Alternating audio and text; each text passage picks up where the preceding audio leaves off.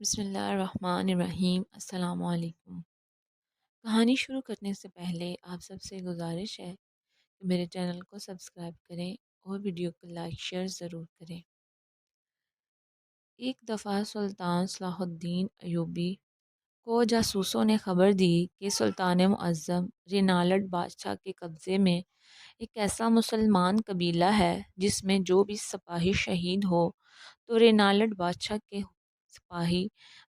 حکم کے مطابق شہیدوں کو دفن نہیں کرنے دیتے بلکہ اسے جلا دیتے ہیں، اور وہ کہتے ہیں کہ اگر تم نے اس قبیلے میں رہنا ہے تو تمہیں ہماری روایات کے مطابق چلنا ہوگا۔ یہ سن کر سلطان بڑا پریشان ہوئے، کیونکہ اس سے پہلے سلطان صلاح الدین ایوبی رینالڈ بادشاہ کے ساتھ معاہدہ کر چکا تھا، جس کے مطابق بادشاہ اور سلطان معظم آپس میں جنگ نہیں کر سکتے تھے۔ جب سلطان نے اس قبیلے کے بارے میں مزید پوچھا کہ اس قبیلے کا سردار بادشاہ کے سامنے اپنے حقوق کی بات نہیں کرتا، تو سپاہیوں نے کہا، حضور، ہماری خبر کے مطابق اس قبیلے کا سردار رینالڈ بادشاہ کی بیعت کرتا ہے اور وہ ہر بات اسی کی مانتا ہے۔ وہ کہنے کو مسلمان ہے لیکن وہ پیروی غیر مسلم بادشاہ کی کرتا ہے۔ یہ سن کر سلطان معظم نے کہا کہ جب سردار غیر مسلم ہو تو پھر اس کے قبیلے کے لوگ مسلمان کیسے ہو سکتے ہیں؟ جاسوس نے کہا، سلطان معظم، آپ کی بہادری، ایمان اور سخاوت کے قصے سن کر ان تمام قبائل والوں نے اسلام قبول کر لیا، لیکن اس بد قسمت اور بد نصیب سردار کو اللہ تعالیٰ نے ہدایت نہیں دی۔ وہ سونے کا بچاری ہے اور رینالڈ بادشاہ کی پیروی کرتا ہے۔ یہ سن کر سلطان مزید پریشان ہوا اور کہا کہ میں اس قبیلے کو اس طرح ظالم بادشاہ کے رحم و کرم پر نہیں چھوڑ سکتا۔ جب وہ بادشاہ قبیلے کے شہید سپاہیوں کو دفن نہیں کرنے دیتا تو ان کو بنیادی حقوق کیسے دیتا ہوگا؟ ان کی ماؤں، بیٹیوں اور بہنوں کی عزت کیا ہوگی؟ اس قبیلے کے رہنے والوں کا رہن سہن کیا ہوگا؟ سلطان صلاح الدین ایوبی نے رینالڈ بادشاہ کو ایک خط لکھا جس میں سلطان معظم نے فرمایا، بے شک تمہارے اور میرے درمیان صلح کا معاہدہ ہو چکا ہے، لیکن مجھے خبر ملی ہے کہ وہ قبیلہ جس کے لوگ مسلمان ہیں لیکن اس کا سردار تمہاری پیروی کرتا ہے، اور وہ لالچی انسان سونے کا بچاری ہے اور ہر بات تمہاری مانتا ہے، اور یہ لالچ تم نے اس سردار کو دے کر اپنی بربریت ابھی تک اس قبیلے پر جاری رکھی ہوئے ہے، اور میری معلومات کے مطابق اس قبیلے کے شہید سپاہیوں کو تمہارے سپاہی دفن بھی نہیں کرنے دیتے بلکہ جلا دیتے ہیں۔ اگر تم نے یہ کام آج کے بعد نہیں روکا تو میں بھی بھول جاؤں گا کہ تمہارے اور میرے درمیان کوئی معاہدہ ہوا تھا۔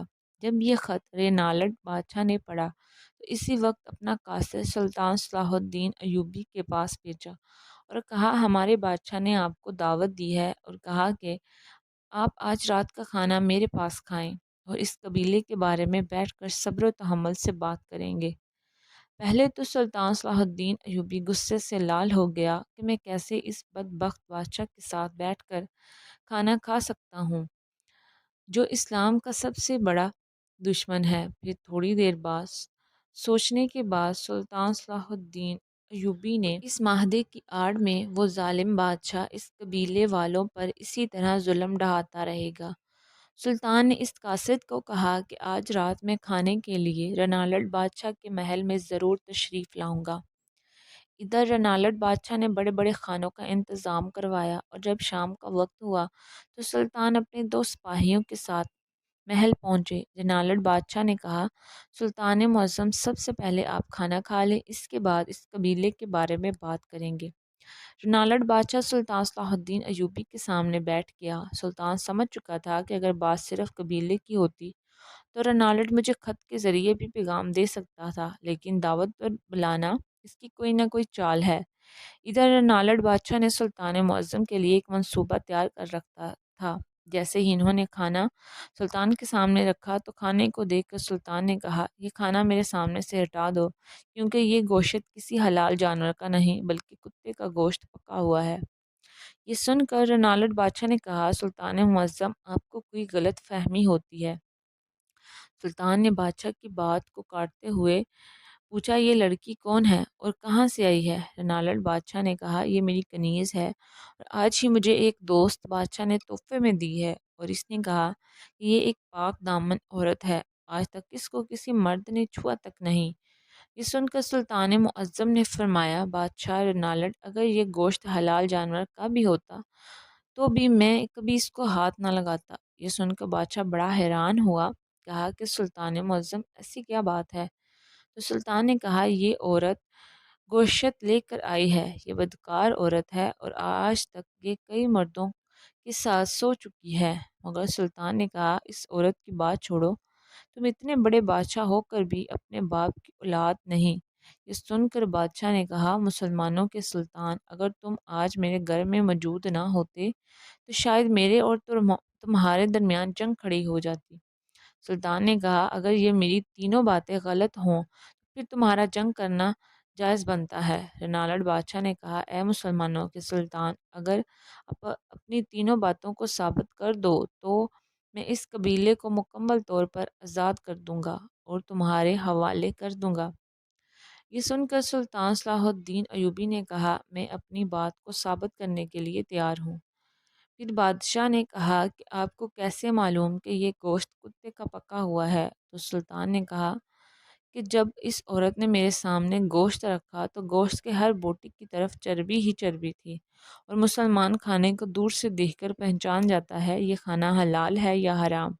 اس لیے مجھے پتہ چل گیا کہ گوشت کسی حرام جانور یعنی کتے کا ہے، اور دوسری بات یہ عورت میرے پاس کھانا لے کر آ رہی تو اس کی نظریں اور اس کے چلنے کے انداز سے ہی مجھے پتہ چل گیا کہ یہ لڑکی بدکار ہے۔ اور پھر بادشاہ نے کہا میرا تیسرا سوال یہ کہ آپ کو کیسے معلوم کہ میں اپنے باپ کی اولاد نہیں؟ تو سلطان نے کہا جو شخص اپنے مہمانوں کو کتے کا گوشت ایک بدکار عورت کے ہاتھوں کھلوا سکتا ہے تو وہ اپنی باپ کی اولاد کیسے ہو سکتا ہے؟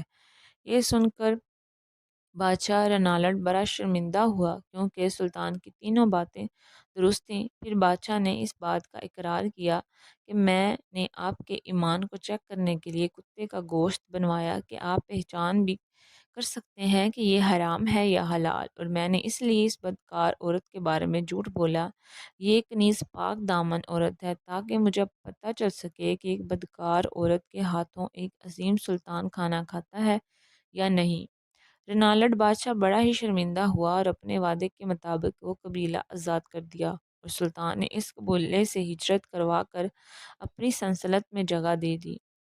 اور کہتے ہیں کہ اس قبیلے کے سردار کو سلطان نے قید کروا کر ایک نیا سردار مقرر کروایا، اور آنے والے وقت میں وہ قبیلہ سلطان کا بہت بڑا ساتھی بن گیا، اور وہ واحد قبیلہ تھا جو تاریخ میں بغیر کسی جنگ یا مذاکرات کی بنیاد پر حاصل کیا گیا۔ اگر سلطان صلاح الدین ایوبی کا یہ کارنامہ آپ کو اچھا لگا ہو تو سلطان کے متعلق اپنا کوئی کمنٹ لازمی ٹائپ کیجیے گا۔